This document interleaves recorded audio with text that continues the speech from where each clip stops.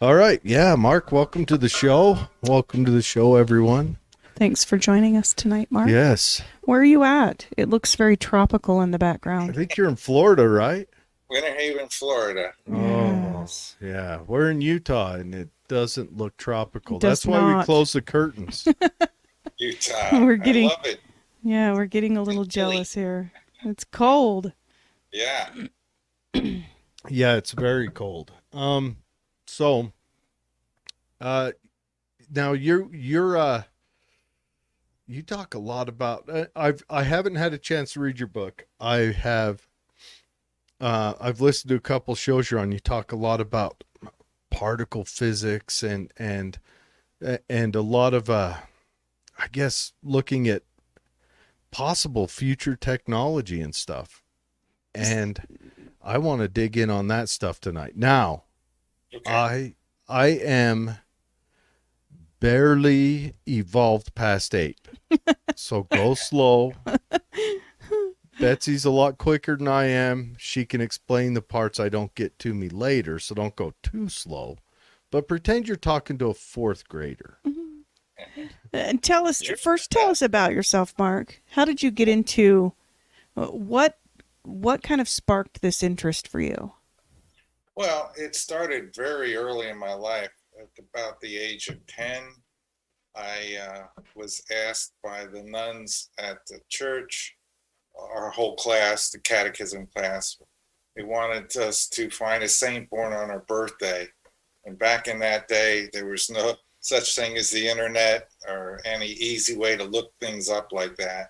So I went to my parents, I asked them, I had an encyclopedia, which really was kind of hard to use for searching for things like that. But I had the calendar, and I remember clearly to this day looking at the calendar and noticing that Albert Einstein's birthday was on my birthday. So, somebody that's at least born on my birthday. So I went to the encyclopedia and I read about Albert Einstein. And I just was amazed and fell in love with the guy and everything that he talked about. And that got me into science in general. I became very interested in science and I excelled in that in school. It was my favorite subject. And that same day, I read another article, and I think it was by James Clerk Maxwell, talking about the unified field theory. And I was surprised that he had written that. But anyway, I read this article, and Einstein's ideas on it were also very interesting. And as I read more and more about the unified field theory, and I said, this is absolutely the best idea I have ever heard. And I could not get it out of my head from that time on. In every TV show I watched, every book I read about UFOs, everything that I can get in science, I was always looking at it from the angle, does this have something to do with a clue for solving the unified field theory problem? So It's, yeah, so go ahead. you're in catechism and you're supposed to kind of do some research on a saint, and because you share a birthday with a Super cool scientist. without an argument one of the most brilliant minds ever, it got you started on a path towards a science style Yes. life. That's awesome. Yeah. Well, it's a magical thing the way life works. In my book, I bring together religion and science, and in the end, scientists will have to accept someday that science is just in the pyramid of knowledge, just below religion, because the source of everything comes from God, Mm. and that is repeated over and over and over again by near-death experiencers. They're coming back and he's telling them, I created everything. This, even to details such as how the atom works, he's revealed to near-death experiences. In one case I have in my book, where I discovered the thing I was searching for, which was the signature of God. So yeah, that's how I got into it, and it's just like the song I heard many years ago before I went into my first encounter with a medium. And distant hands in foreign lands are turning hidden wheels, causing things to come about that no one seems to feel. All invisible from where we stand, yet the connections come to pass, and all too hard to comprehend, they affect us nonetheless. So this addresses what you just said, Jared. This is how it works, and it's how it works for everyone. So, They're out there, the guardian angels or whatever. They give us, inspiration, and the word even comes from spiritus, Latin for inspiration. That's how you can connect to great, discoveries and creations of great art and such. So that's the magic of life. That's how it works. so in that case, God would be an engineer. Well, he's of titanic proportions. I mean, Well, when okay, I should say God would be a good engineer. a good engineer of titanic proportions, not a Well, simple. let's talk about these near death experiences and what they've come back and said about the creation. Yeah, on my website, I have a blog too, and on that blog, I have one really good example of Father Rick Wendell, who had a near-death experience, and it inspired him to become a priest. And in that near-death experiences, God tells him, "I created the universe, uh, the laws of physics, and they are immutable, and all the parameters, all the settings of how the universe worked, they were indeed intelligently designed." And he confirms that. Howard Storm is another one who came back and says the same thing. God told me that that he created the universe, and gave some details. Time and time again, they come back and they say the same thing. And Lynn Claire Dennis, which is talked about in my book, saw the pattern, which she called it, which I was able to communicate with her for some time, for a year or so, and trying to convince her of what she saw. Her description is so clear to me, and I was trying to say, this is what you saw is inside of the atom itself. It's what I call the signature of God, and that's what I put in my book. So there's many instances of people coming back. This is, this information coming from these people, we need to be listening to, because it's deep and profound, and it's telling us the way things really are, and the universe is much bigger. The superverse, where all the other universes and dimensions exist outside of our realm that we can't sense directly.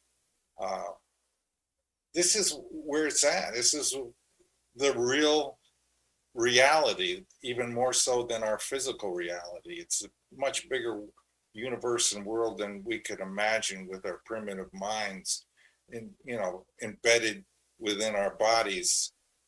We're so limited, our consciousness, in this form. But when you're in a near death experience, and when they're on the other side, they're connected to the source, and they have access to all the information, everything. Time from beginning to end is explained and is viewable at any point. You're able to experience and connect to the universe in a way that's not even imaginable here, where your center of attention can be in every grain of sand on every planet in the entire universe, and know its function, its position, everything about it. It's a consciousness level that's unimaginable here. But the God source of everything is definitely the creator. And that's part of the big story that I have in the book. I don't go heavily into the near death stuff except for that one instance because of what that particular person brought back and how valuable I believe it was and how it helped me discover the signature of God, which is an incredibly important discovery. I'd be interested to find out, if under the creation myth, what is the purpose of um, the mortal existence in that? Ah, yes. Where does The that fit old in? question, what's life all about?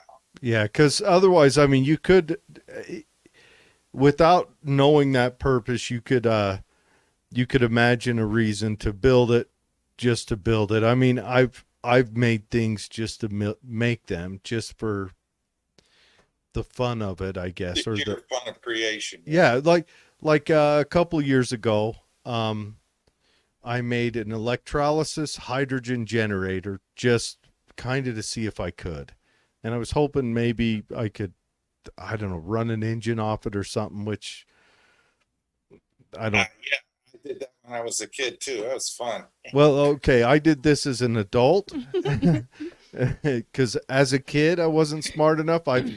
I might be able to graduate to doing that. As I turned into my 40s, because, but I wanted to see if I could, Yeah, and but I didn't really have a definite need for it at that point. But the question of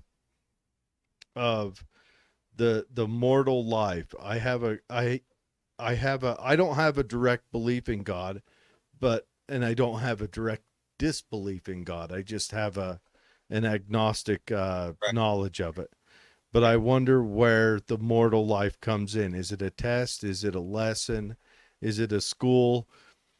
Why do and everyone's education, if it is a test or a lesson or a school, everyone's education in said school is so vastly different, where some people live a fortunate life, some people live a, a horrible, painful life, and I wonder how that could fit into the test, or is it an overall test for all of humanity at once to see if maybe we can all figure out how to, hold hands and circle the earth. I don't know. I, there are two answers to your question, the short and the long. I'm going to give you both. And basically, what you said is, for the most part, true. Yeah, it's a school, it's an education. And I've read and listened to literally hundreds of NDEs just to get the answer to that question as quickly and basically and fundamentally as I can get it. I want to know the truth, right? Everybody wants to know the truth. And the quick answer is this: what is life all about? Life. Now think about it. Life is actually about the experience of life so that you can have it. The creator, from what I'm hearing, is experiencing existence through all of us, and not just humans, animals and plants and other beings on other planets. And when we pass away, when our time is up, we return to the source, which is this being of pure love, what they call him in the afterlife, the one, God. Many names, all are, pretty much fitting. God has basically said, people have asked what's the best religion. They're all correct. Where we get it wrong is in our interpretations. And that's what causes wars and battles and such disagreements with religion. They are just different pathways to the one source. And so life is about experiencing life, and God's gift to us is our life. Our gift to him is what we do with that life. And it's free will and choice, so you can do whatever you want. And, every thing is examined in the life review, which you'll know if you read many NDEs and stuff. Pretty much everybody has that at some point in a near death. Not always, but most of the time. But when it's your real death, you definitely have the life review, and then you go over all your choices and all the experiences and so forth, and you get the big picture. You get the understanding. Everything that happens makes sense when you're in the presence of the divine and compassionate God. So it's a beautiful and eternal thing, life, and the life after life. Is that the really good news is we are all eternal. We don't really die when we die physically. We continue on. We go back home, really.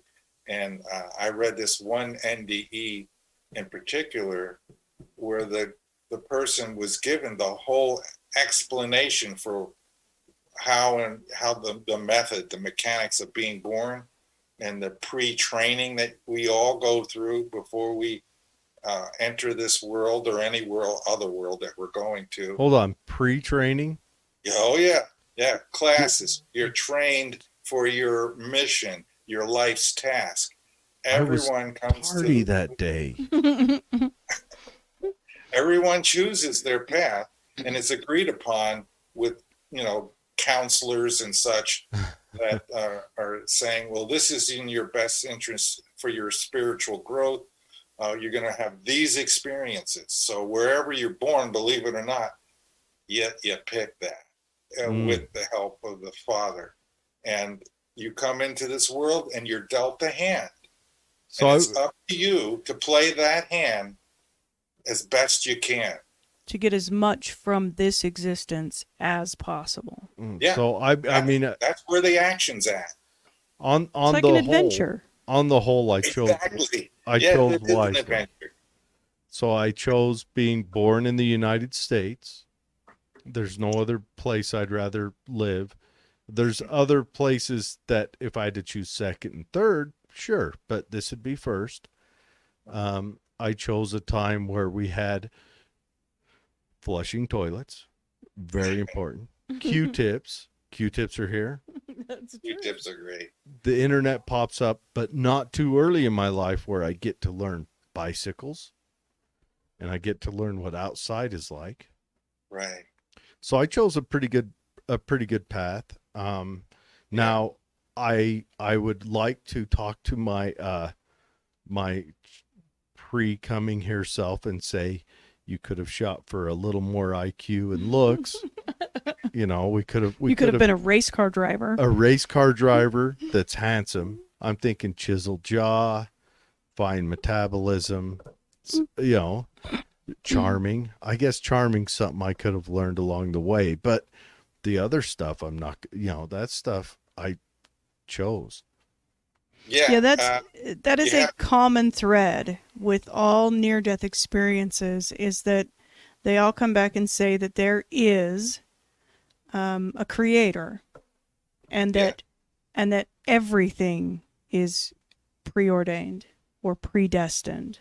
Oh no! Well, that's tricky. That's tricky. We don't want to go with it's a question I grappled with. It's two things at once. There's a plan that you go with, that you try, and you have to execute that plan. You have to try, as they say, you raise literally your right hand, you say, I will try to remember what it is I'm coming to Earth to do.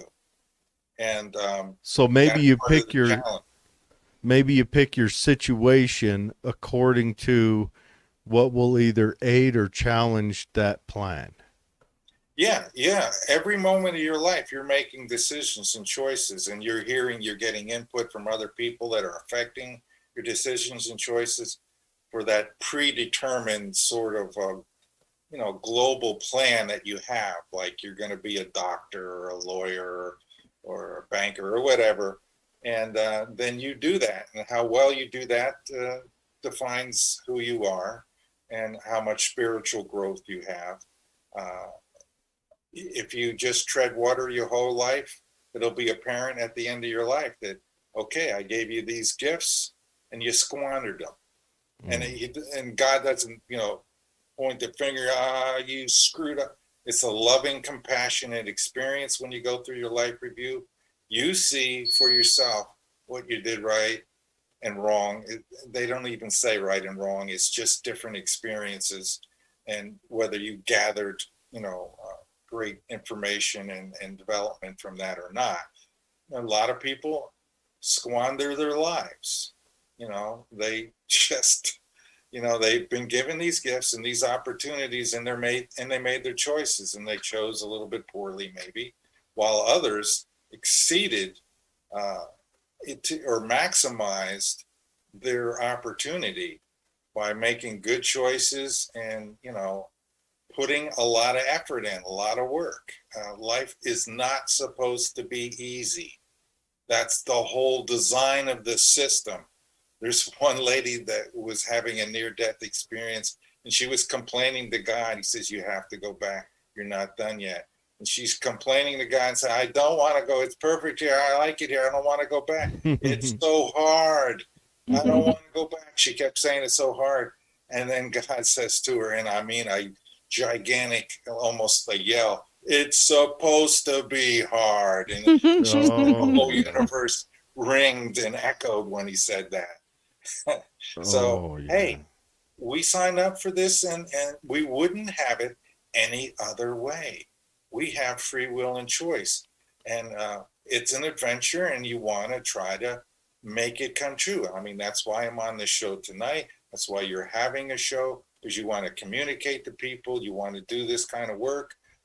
I have to bring forth this information to the public, to scientists, and that's my adventure. So it's a beautiful thing. It always works. Yeah, well, now, on a lot of your other shows, you talk about like particles and their motion and all that. Do you think that we're going to break into a new energy source via the particles? Well, from my research, I looked at the particles as, in a way, I want to understand how they work. And there's some mysteries, actually a lot of mysteries around particles. In particular, the one that interested me the most, which I thought was critical to understand, is how do they move? If you understand this, you're going to understand the unified field theory. And for years, I pondered that question. As you know, I would ask physicists on the internet and have conversations. Well, particles have momentum.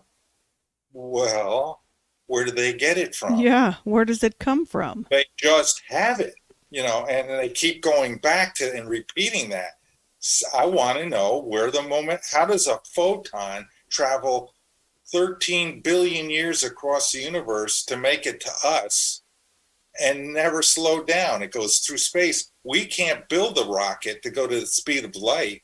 We need all of the energy in the universe to do it, and we still couldn't do it. So how does a photon manage to do that without rocket engines behind it? Yeah. Now do photons, do they start out at their, I guess, inception with that speed, with that energy, or do they build speed up as they travel, like in that microsecond of their initial motion?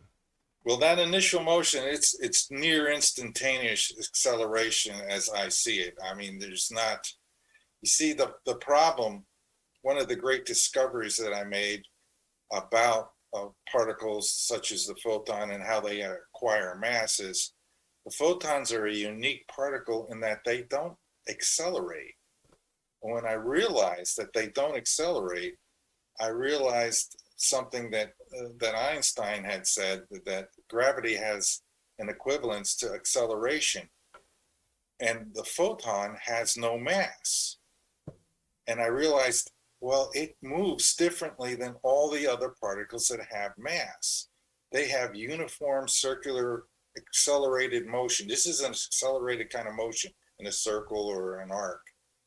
And any particle that does that has mass. The only particle that does not have mass is the one that flows in a straight line at a constant rate of speed, and that's the photon. So one day I just realized, my God, that's how mass is generated. And I made the link from what Einstein said about acceleration is equivalent to gravity, and you get gravity because particles have mass, and that's basically they're putting out into the space a gravitational field. And we call that mass, but it's, particles emit a gravitational field. So the trick was to determine how that comes about, which I do in the book, and I describe it in great detail. And now, photons have no mass, or do they just have mass that we can't measure yet? No, they have no mass, because if you ask a physicist how much charge does a photon have, they will give you an answer that's not really correct. They will say it has zero charge. Why? Well, because if you look in detail at the photon has +1 and -1 charge. It's got two charges. It's built together. So it's got a sine wave up and then a sine wave down. So they add the 1 and the -1, and they get 0. And so they say no charge.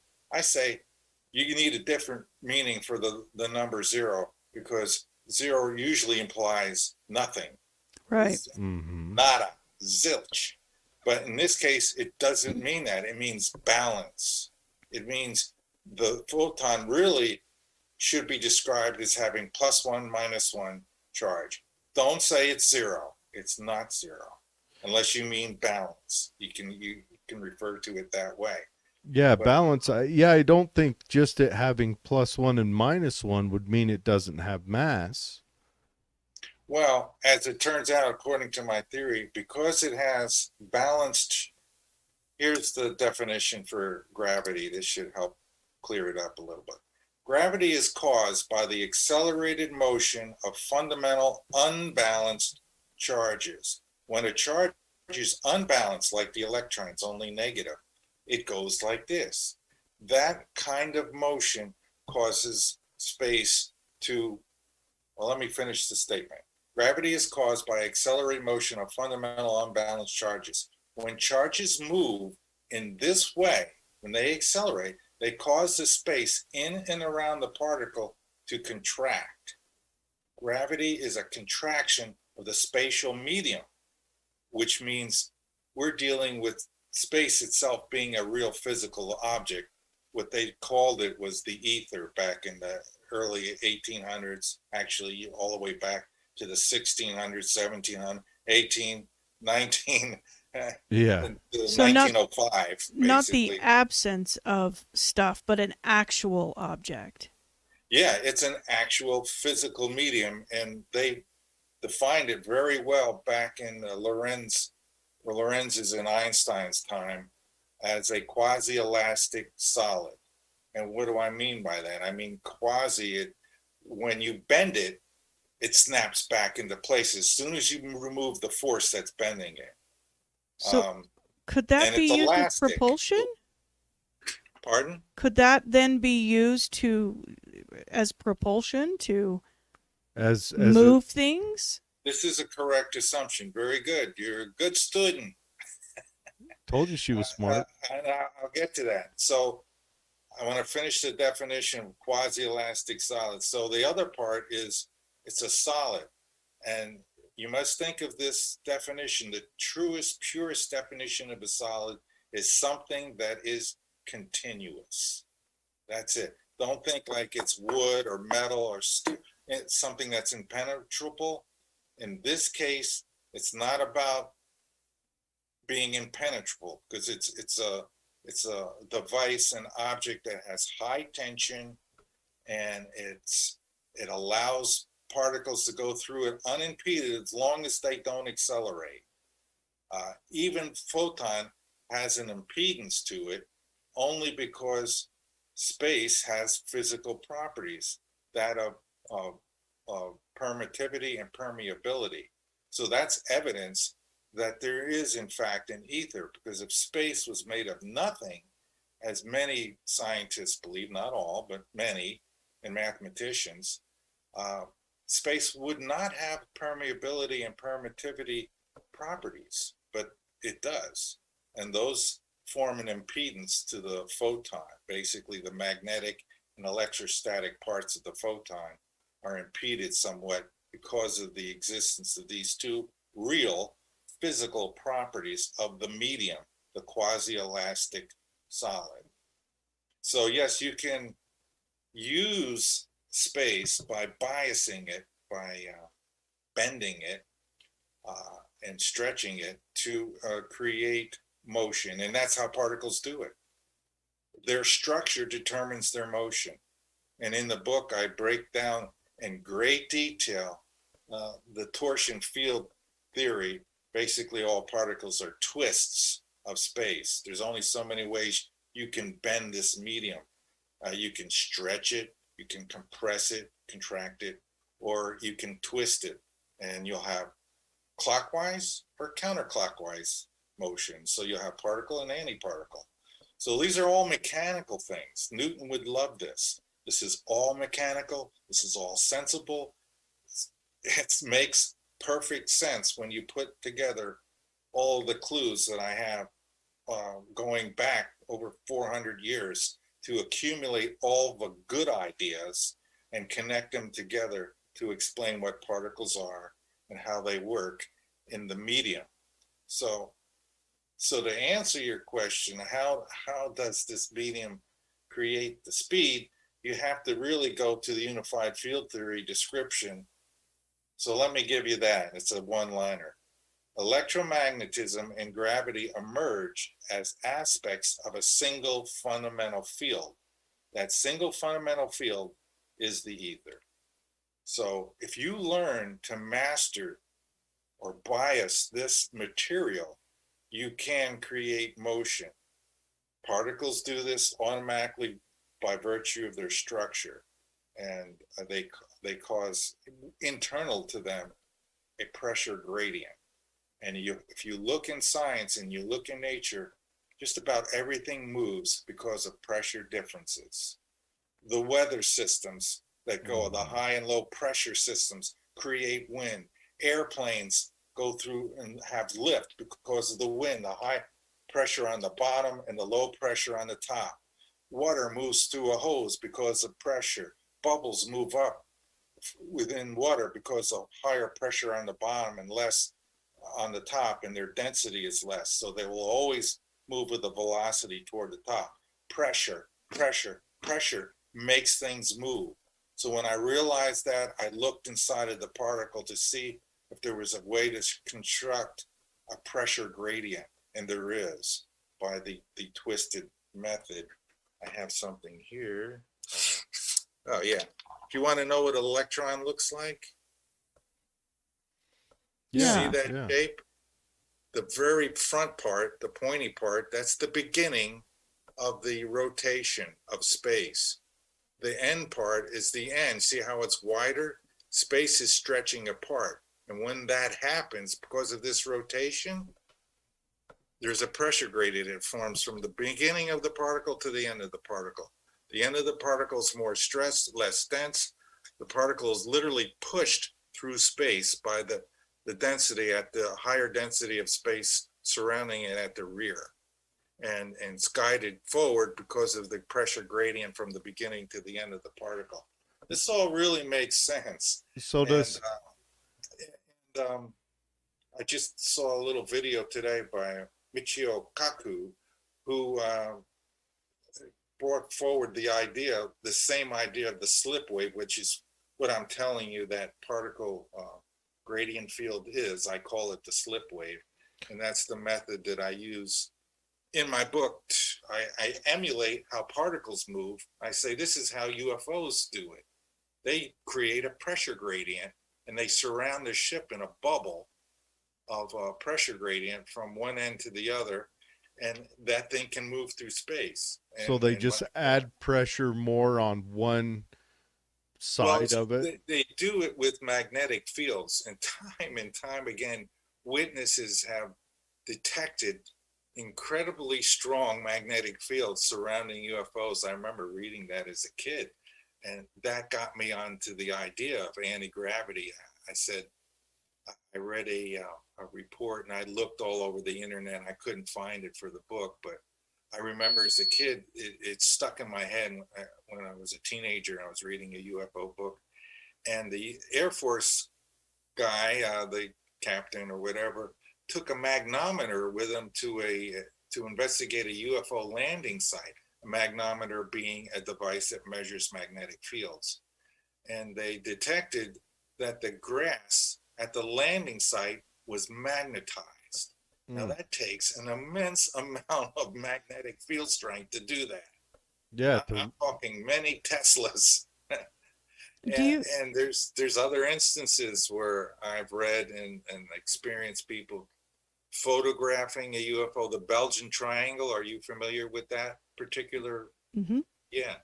Well, that was back in the 80s, and one of the people who got fairly close, a few hundred yards away from it, he took a picture of it, and a physicist analyzed the picture, and to prove that it wasn't faked in any way. And back in those days, it was still film that was being used. It had emulsion and such.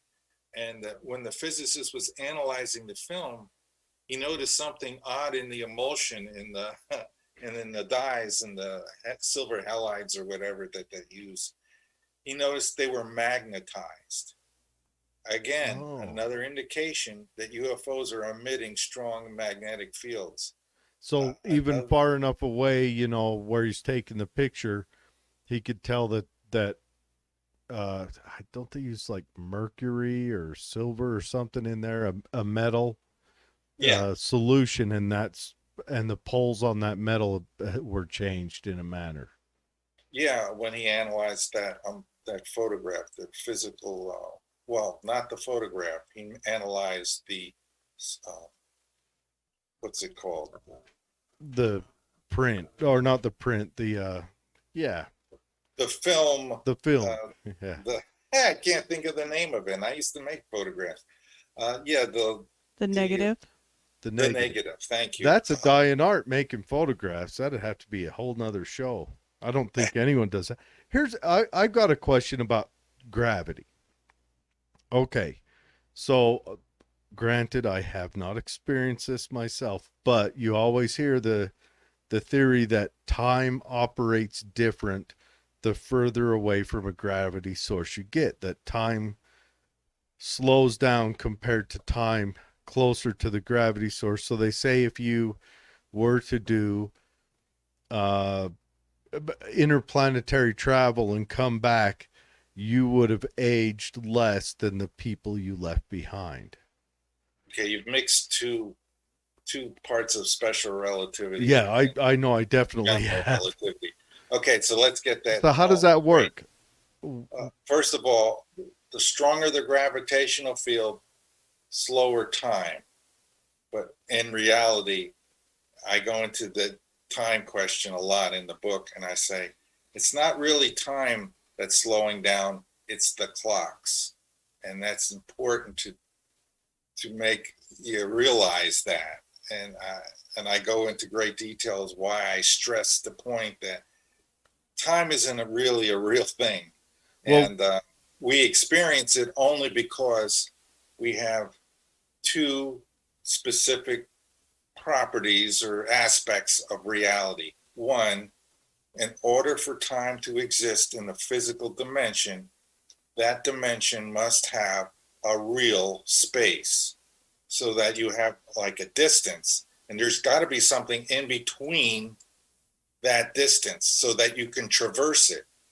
And the other thing that you have to have is a finite maximum speed, the speed of light. So it's going to take a finite amount of time, a time interval, for you to get across those 2 points in space. If space were made truly of nothing, if it was empty, then you would execute the equation distance equals rate times time. When you solve for time, time would be zero because distance would be equal to zero. No matter how much stuff you've got here, if there was nothing in between it, the distance is going to be zero. So we have time only because there's something there. And so it emerges into this reality, and we have time intervals because we have a finite speed and we have a real distance to traverse. It's really simple, straightforward stuff when you stop and think about it. And I make these arguments in the book because all these arguments prove there is an ether, and that's the foundation of my theory, and it's the foundation of what Einstein believed in, and he goes into great detail. Unfortunately, nobody listened to him about the ether, but that's how time works. So get back to your question. So a gravitational field is a condensation or contraction of space. So now there's more space in between these 2 points. So when a light beam goes across it, it appears to be moving slower, but it's not really. It's got more stuff to traverse, so it takes longer to get across those 2 points because you've got a density increase because of gravity. So time slows down, and the light beam slows down. The clock slows down because all the particles that are moving are slowing down that drive the clock, however it's mechanically working. All the electrons and everything are going to go slightly slower in a gravitational field. But then when you go in, like you brought up the second part, when you go into outer space and you're traveling near the speed of light, time is going to slow down there because of the great speed relative to the ether. So all the particles and everything in your spaceship are going to slow down. So if you look at the clock, now scientists will argue this point, but they're going to be wrong. If you look down and you're in that spaceship and you're going 99.9% of the speed of light, first of all, you wouldn't be conscious, but if you could be, and you looked at that clock, it wouldn't be moving anymore. Really? Yeah. And as long as you stayed at that speed, your brain wouldn't function. The ship would be crushed to something, like a flat pancake. There are a lot of bad things happen when you go at the speed of light and you don't use the slip wave. The slip wave is the way to bypass all of these problems, all the inertial problems that you're going to have going through space at the speed of light. Once you're inside of the slip wave, you're protected because you're stretching the space around your ship, and that penetrates you and the ship and everything. And it's like you're moving almost through nothing, but you're going with the pressure wave. And I have a little video I'm going to be putting into a presentation to demonstrate that. So what you do in that circumstance is you control the immediate environment you're in so that the space around you is doesn't affect the immediate environment. Well, yeah, because now would you age different under those circumstances? Because you always hear that story that you age like if someone say flew, I don't know, a light year away at 75% the speed of light and a light year back, which it'd take them, 2.5 years of travel. Right. How much, and they there's a mathematical equation, which is way beyond me, but that you, in that 2 years, once you get back, your loved ones or whoever you left behind would have aged exponentially compared to you. They would have aged years or decades beyond, and the time, the world, what felt like 2.5 years to you may have passed like 20 years on Earth. Okay. Well, that's the twin paradox problem. So I analyzed that a lot. I discussed that because the whole time the misinterpretation of what's happening there. So let's go through that experiment. We have two twins. One blasts off in a rocket ship. He goes at the speed of light to another star, and then he comes back. It's 1 year. Let's make everything easy. 1 year there, 1 year back. I mean, the people on Earth are going to age 2 years. You, depending on this, the method that you use to travel to the speed of light, will determine whether you age or not. If you had a magical rocket that could propel you, and you didn't get crushed and killed by going to the speed of light, your clock would freeze there and back, and no time will have passed. And if you had survived all of that, you will not have aged, while your twin will have aged 2 years. Would you have noticed the time pass of the 2 years of travel, or it would have been a blink? According to physicists, they say you will be looking at your clock and it will look like it's running normal. That's wrong. It's not going to be that way. And that's a misinterpretation of special relativity. And in fact, in reality, it's great that we can't test this, because we could never build a ship to go anywhere near the speed of light to see this.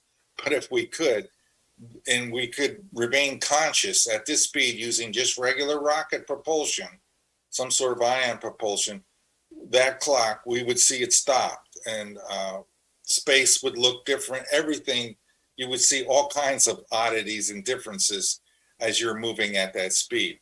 But when you're in the slip wave, you stretch out space, so you're actually moving through a much less dense space. You've affected permittivity and permeability. They've reduced, so now you're able to go beyond the speed of light, and time actually goes a little faster for you. It's like, for you, it's like you're not even moving at all while you're moving at this tremendous rate of speed, because you've pulled space apart in this specific radiant field.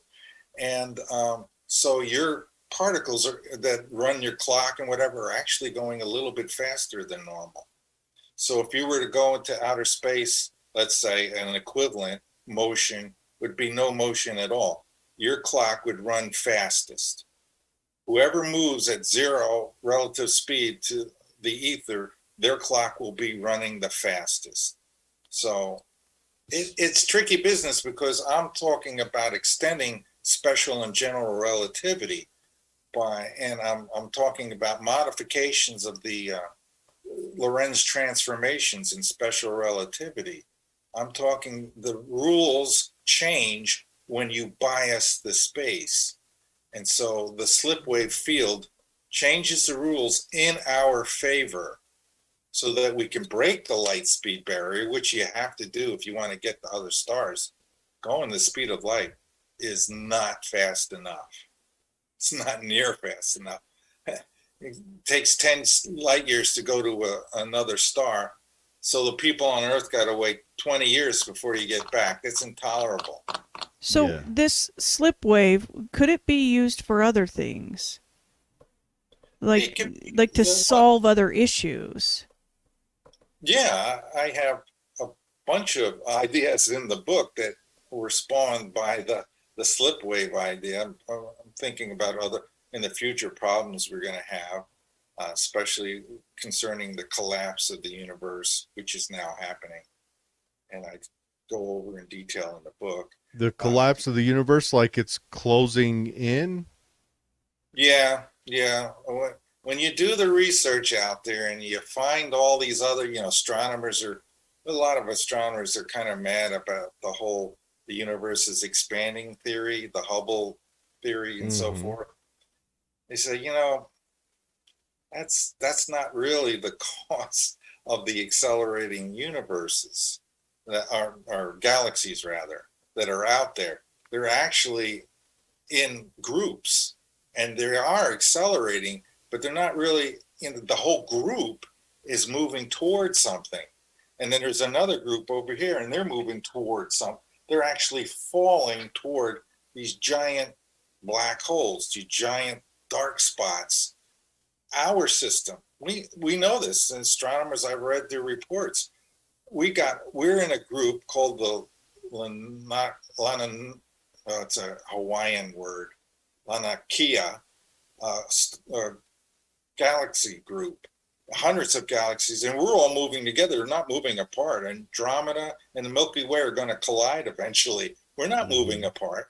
And we're falling toward the great attractor. And when we get there, it's going to be lights out. And we got 4 or 5 billion years before that happens. But I realized that it's going to happen. And there's more evidence that supports that the universe is collapsing. The speed of light is slowing. That's also talked about in the book. That's more evidence that the gravitational field is increasing as we fall toward the great attractor at a rate, increasing rate of over 1 million miles an hour. And the great attractor is a massive black hole.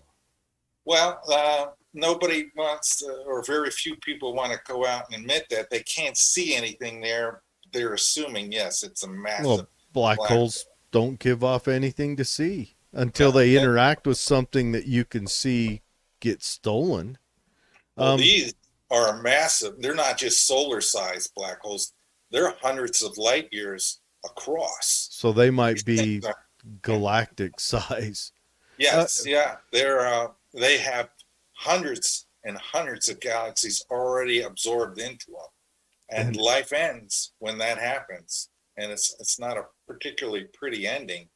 But I saw this happening, and so I invented the stellar converter to undo black holes. I invented transportations like, well, we can build hovercraft, another good use for the slip wave, so that you have anti-gravity and you can drive your car, your supercar, across the earth to another place in a matter of minutes instead of hours or days. Well, even then, just think of tire saving. If you don't have contact with the earth, you don't wear tires out. You don't have tires. There's no need for, you just need a power source, which is something I'm working on. And but frictionless travel. Okay. We're coming close to the end here, and we have a lot of questions coming in from the listeners. But before we get to those, is there any slip wave prototypes being built? Is there any research going into how do we or converting that, designing that, and building that, getting that implemented? Well, yeah, I'm trying. I'm writing a research paper and a presentation, 2 different projects. One I'm going to present to the American Anti-Gravity group when I'm finished. Probably going to take several more weeks or months to complete.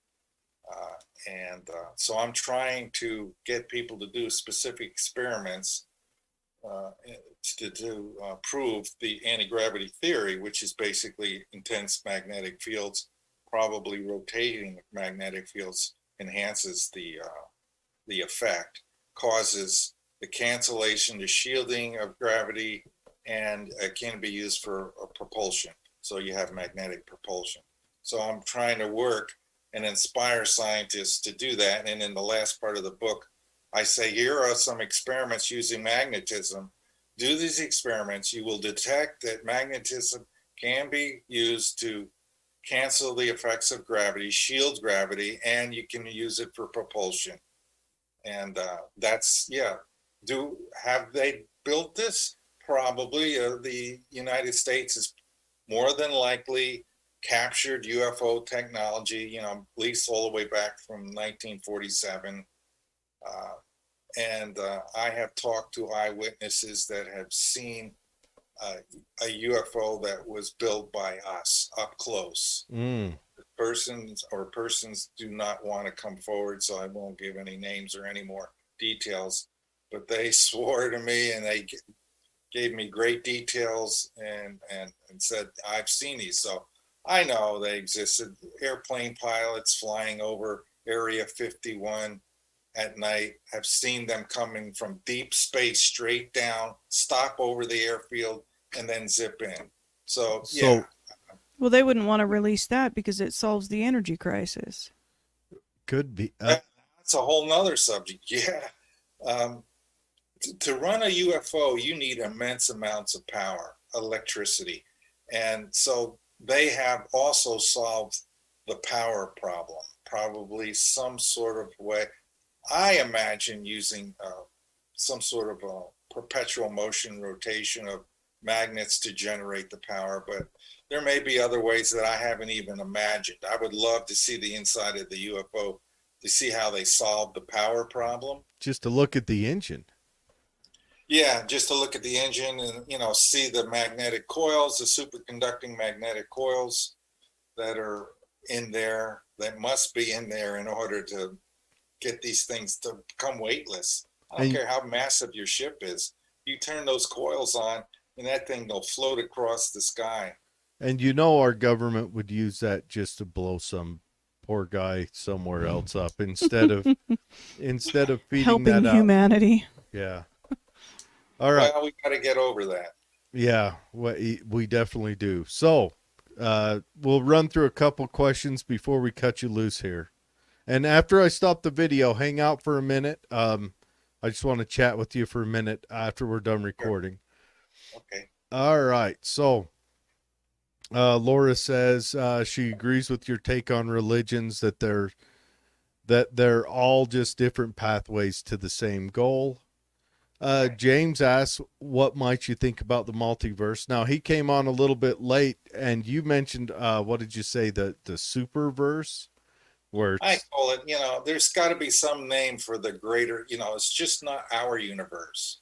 Yeah, there's multiple. One NDE guy who, while he was on the other side, he went outside. You can move at the speed of a god when you're on the other side, and he just left the whole our universe, and he saw it as just a small ball of light, and then he saw that there were other balls separated by great balls of light by great distances, and it just went on for infinity in all directions. So that's the superverse, where all the other galaxies, all the other dimensions are.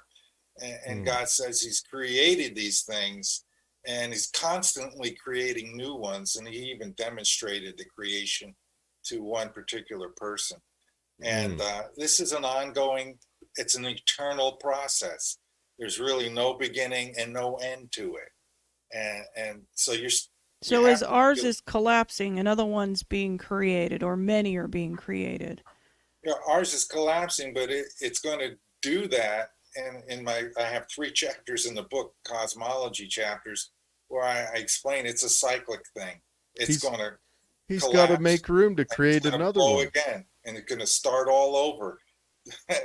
It's an eternal system. It never ends. That's cool to think of it that way. And James thinks in the multiverse, or he questions, in the multiverse, will there be another version of ourselves? Yeah, that's kind of a speculative, kind of a sci-fi kind of a thing, where there's, you know, like all these different versions of the same self emerging as other universes emerge. Who knows? Maybe there's another you somewhere else. Maybe there's hundreds of other yous in other galaxies living out slightly different realities and possibilities. But I haven't encountered that in any NDEs, because I've looked for that to see if there's more than one person going on at the same time. But what I have encountered that kind of addresses that question is that Jesus, when he speaks to some of the NDEs, one of them, Howard Storm, I asked him about, have you been to other planets? And he says, I've been to all of them, all of them, the infinite amount. I've been to every other planet in the superverse. And his basic function is the same in all these visitations. That's what he does. He mediates between the one and us, and helps us to, you know, kind of delivers a message.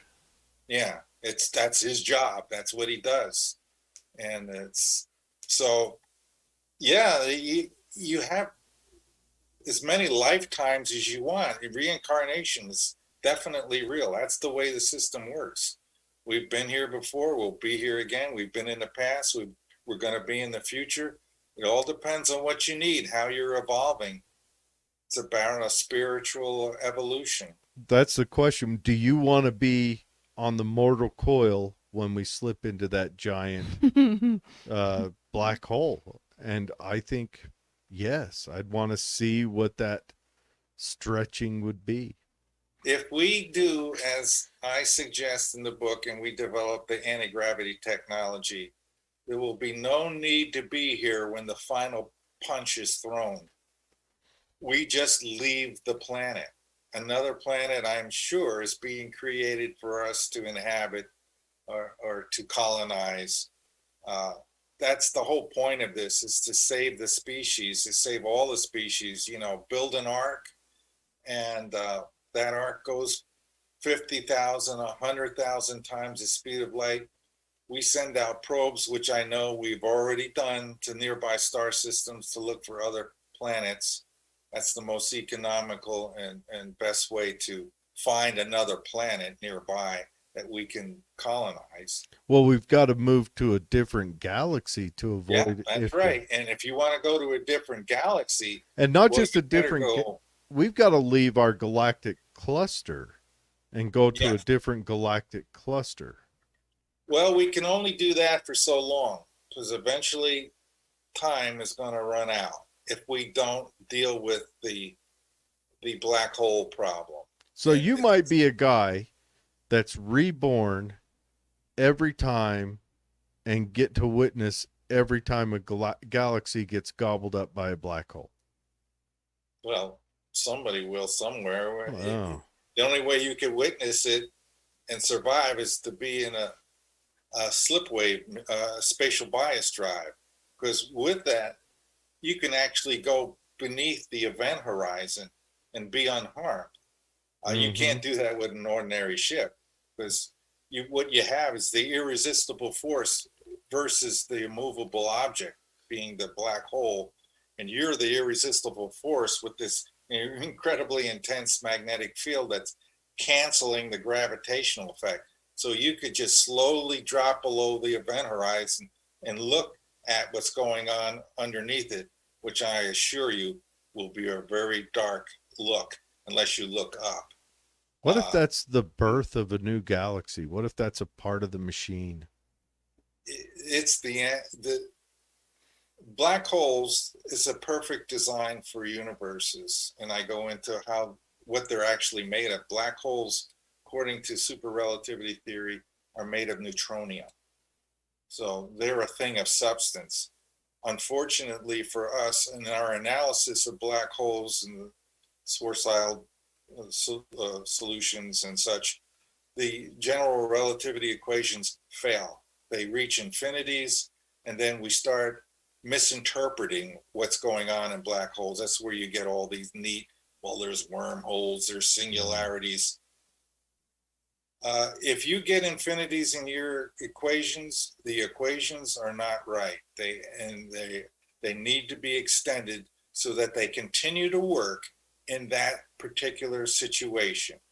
So there's work to be done with general relativity. That's why super relativity is here, because it extends both general and special relativity.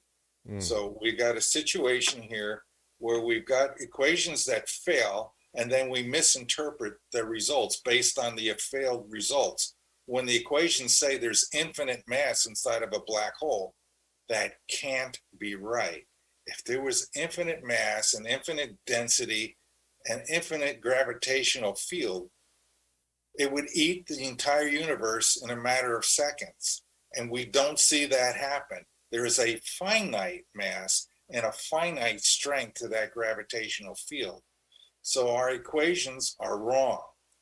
And they're not going to get right until we get the tuning parameters out of those equations and use real physics to describe what's happening in a black hole. So we're going to have you on again to tell us how to shut off black holes. Yeah. We're going to have to save that for next one. We got a few more comments to run through, but that interests me because. Yeah. And the idea that we're all meant to do something. Are we meant to shut off black holes, or is that, like Jared said, a part of the death and rebirth and the death and rebirth? Ooh. That's a good question, and I deal with that question in the book. Ooh, okay. So I came to the same conclusion. Stephanie says she's fairly positive she did not sign up for this, with a lot of giggly faces. Well, the whole, your life experiences. Yeah. I think we all feel that way at times. Like, and if we did, life is tough. Yeah, we like really overestimated our abilities. Yeah. James says, what might you think about a warp drive? And I think that's kind of the slipstream idea, except twisting. Yeah, you're building your local area around yourself or your craft so that it's controlled and the space around it doesn't affect you directly. Yeah, the slipwave spatial bias drive is the warp drive. It's just a different name for the same thing, really. It does warp space. So it's warp drive is a great name for it. You could use the warp drive if you want. Yeah. But the slipwave spatial bias drive has a lot of power and meaning other than just saying it's warp drive. I'm going to call it the Mark drive. Yes. It will be officially known as that. Mark drive. I'm going to trademark that. I'm going to trademark that tonight. And then when it's invented, I'm going to come out of the shadows. You'd be a rich man. Well, yeah. Certainly the first person I would be publicly does this, proves anti-gravity, is going to win the Nobel Prize. See, I'm not going to prove it. Let's face it. Right now, I'm lucky I can tie my shoes, chew bubble gum, and walk. But I would be the richest dumb guy on earth. I would be the second. I think I would outdo. It changes everything when you look at space as an object, as something versus nothing. Yeah, when you look at, because then forces pressing against it, produce something. Yeah, versus nothing. Would those forces be dark matter? Forces or action at a distance happens because the space is encountering stresses and tensions. These are the forces. Magnetic field is a force, and it's a rotation of space caused by moving charge, which is a twist. As that twist moves and spins through space, the space rotates around it. That's the magnetic field. That's the unified field theory, 2/3 of the way done. The final part of the unified field theory is when that twisting thing goes in this type of motion, it causes a contraction around that twisting object. So now you got the contraction going around the thing that's moving in an accelerated manner. Now that's the complete unified field theory done just like that. It's all simple mechanics. There's nothing really that complicated about this. It's really cool.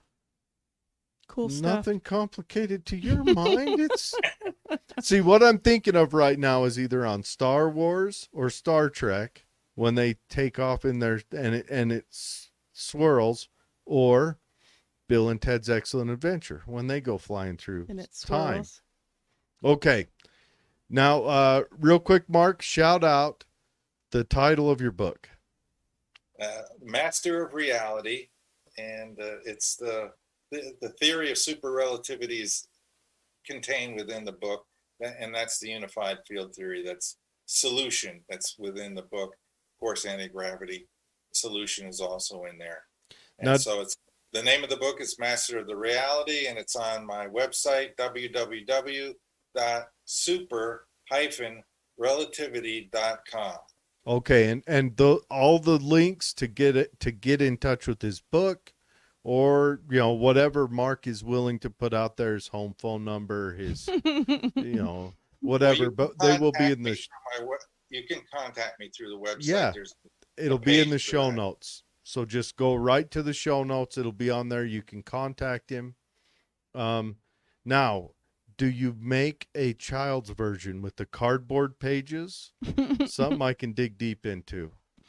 The simplest thing I got was that a fact I sent you. Did you Okay, get that? we've got Yep. that. Now I've been at my day job for the last little while, so I haven't had a chance to dig into that. Okay, Laura asks, so your research on the science of all of this, is that what convinced you about the existence of a creator? Where do you believe you go when you die? Well, I believe in the creator. No, I'm going to take that back. I don't just believe in the creator. I know this is knowledge, and I've gotten this knowledge through direct experience. That's how you acquire knowledge, through experience. I know for sure there is a creator. I accept the testimony of many people who have near-death experiences. Plus, I've had experiences personally that we haven't gotten into tonight with psychic meeting, and my own direct experiences with spirit guides and stuff. I've sensed them through hearing, through sight, and through touch and smell. And personally, so I've experienced the other side. I know it's there and I know it's real. And you people out there realize this, everyone, you're not alone. With you at all times, from the beginning of your birth to your final day, you have spirit guides. You call them guardian angels. Same thing. They're with you to help you through this thing. So you're not alone in this endeavor. No matter how hard it is, know that they're helping you and they're with you. And so, yeah, what happens to you after you die? You go back home. That's your real home, that place, not here. That place is more real than here. And it's a beautiful place. And the only people that don't go to that place are the people who are very angry and they're very determined to not believe in a God. And so they get the void until they're ready to accept that there is a God. And that could be a minute or an eternity of time, however much time it takes. But they'll get there eventually. Everybody is reunited in the end because God is a fully compassionate and loving being. He is a creator. And if you want to know how things work and why I brought the belief and the knowledge that God is the creator into this thing, because if you want to know how something works, you better go to the creator and ask him. So that's what I decided to do as I was researching this book over the years. Whenever I did something at IBM where I was troubleshooting, I would go to the guy or girl who created that thing and ask them, how does this work? And explain it to me. And they know, and you're going to get the right answer. So what better way to find out how things work than go to the creator and ask them yourself? And in what ways that I could do that, that's what I did to supplement my knowledge of how things work and how the universe works, spiritually as well as physically. I like that. Yes, very, very strong message. We have one last question. James says it sounds like 0-point energy. Yeah, 0-point energy's got a lot of different descriptions about it, but basically you're going to get some. There are guys in the past that have made inventions that were thwarted in their efforts to bring that to reality to us because, well, if you have free energy, guess who's not going to like that? Yeah. The electric company. Yeah. They can't charge for it. Now, I have known personally, through my own experience, I know personally somebody that worked for a power company in their patents office. And this person told me they have patents that they bought that would change the world, where there is perpetual motion machines that work and generate energy. They just buy them and they hold them. Yep. And they buy off the person and it never comes into reality. And the government, I'm sure, knows this too. dirty. Is it frustrating for me and everybody? Yes. Because greed, the thing that is destroying the world, greed and corruption, plays a role in this whole adventure we're in. And somehow, someday, we're going to have to overcome that. Somehow, people are going to have to evolve and stop doing things like that. But I'm sure 0 point energy, or a version of it, there's other versions out there that I've read about. You can generate power, extract it from the space itself. The sun is putting out all kinds of radiation at all different levels. You can acquire that, energy and use it.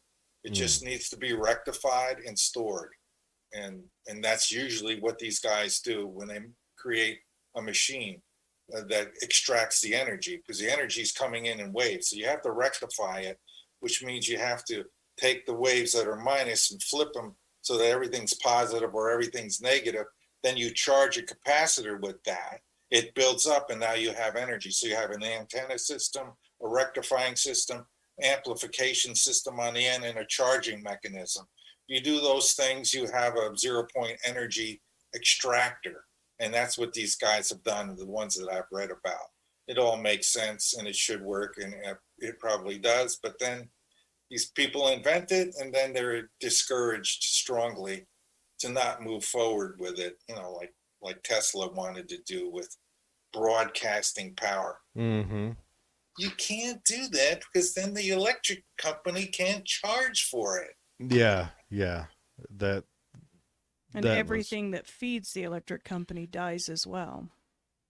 Well, there's other things, even in the medical industry, that are going on. Well, let's look at our military industrial complex, where if we did shut them off, what effect would that have on our economy? That's probably at least 7 to 15% of our economy feeds into that. Would that grind our economy to a halt and collapse the nation? It's a big question. I still want to shut it off because I'm tired of blowing up people on the other side of the world. But that's just me. Well, all right. No, that's what man has done. Yeah, that's what we built around, and how do we get out of it? I don't know. But Mark, thank you so much for coming on with us. James asked the last question, what do you think of Nikola Tesla? Sounds like you stumbled into that answer without having it to be asked. But we definitely need to have you back on, because I want to dig in more.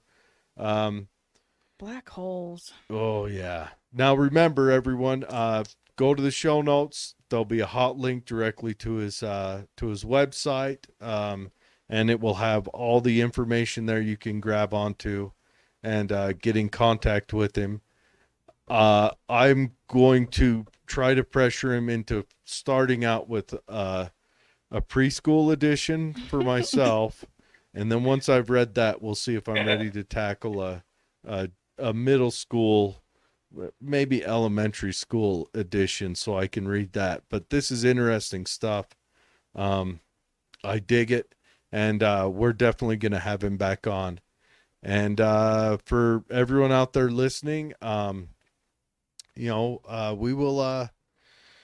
we'll see you again on Tuesday. Not tomorrow. Next Tuesday. Yeah. All right, Mark. So yeah, that's interesting. If you could do me a favor and just shoot me a quick email that has like anything you want in the show notes. You can have as far as your web address, all the way, just whatever you want in there. Just shoot it out to me, and I'll just copy that right into the show notes and build hot links, whatever else we need. Okay, I know what you're saying. Yeah, I'll do that so you could. Yeah. The link Interesting page. stuff. Yeah, whatever you want. Gosh, my brain's in overload thinking about this. And then that happens pretty much on every show.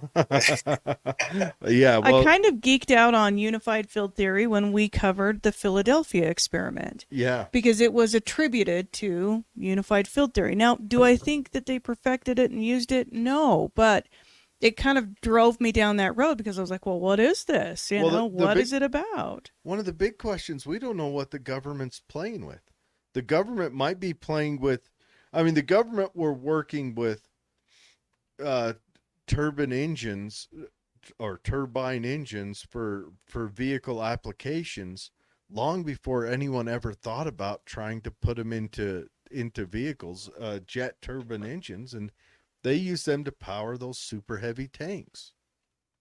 Well, we didn't touch on it tonight, but the Stargate technology, which is in the second we were gonna.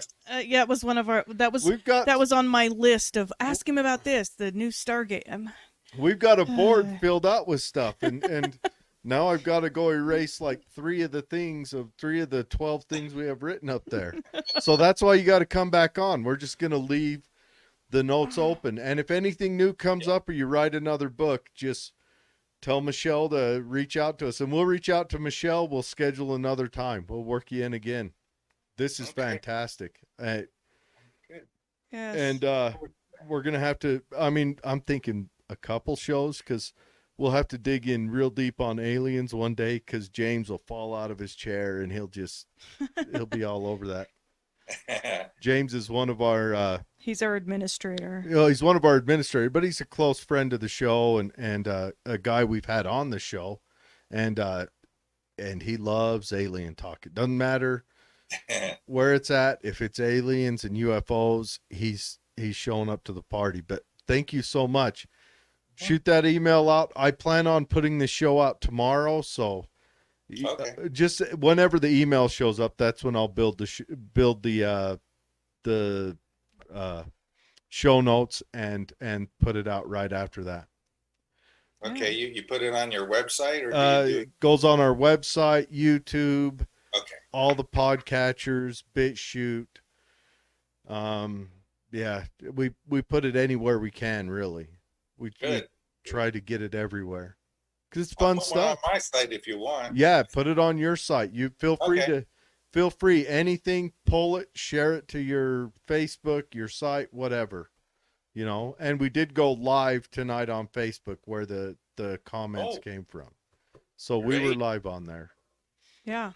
So yeah, we'll definitely, and we'll reach out to Michelle with a date and, or a general date. See if we can't reconnect. Yeah. And we'll get you back on. This was a super fun show.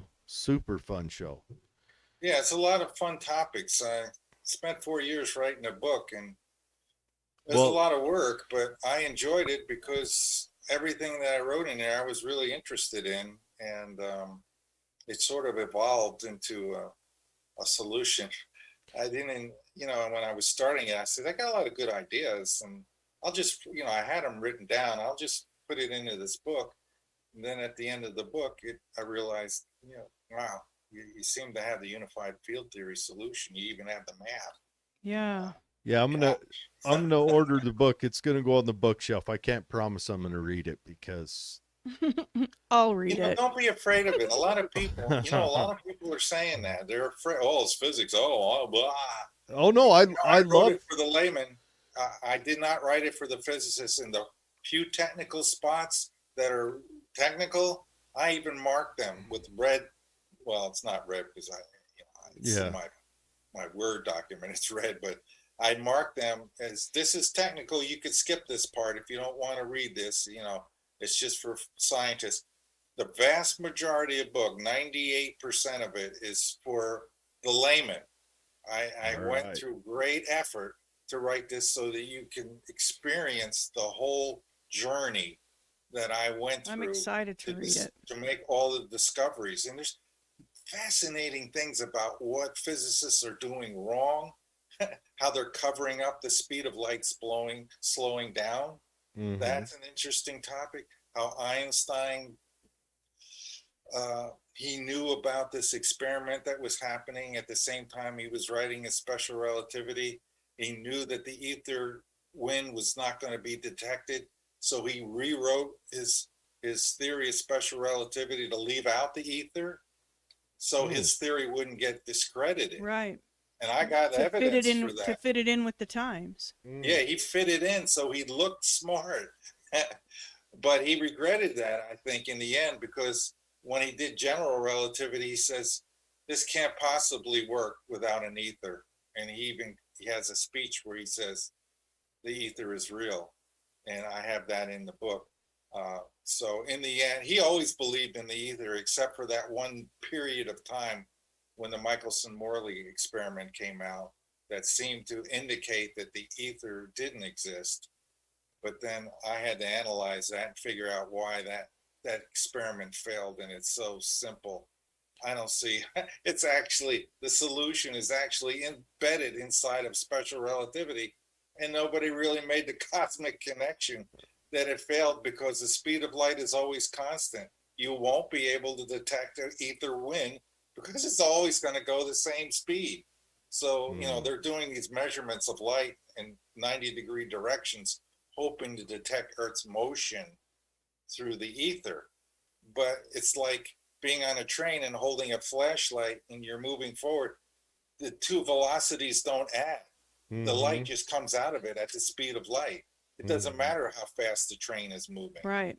So they're never going to detect a variation in the speed of light because it's a self-sustained, it's an autonomous motion. It's generated independently of all other motions. Right. So you can't detect the ether wind using photons. It was a bad design of an experiment, but nobody really ever got that. We're gonna have to dig into that next time too. It's a lot to dig into. Now I'll sit off to the side and I'll nod, and then when we're done, I'll My say, ears will start to smoke because I think about things as you're talking. All right, but thank you so much, Mark.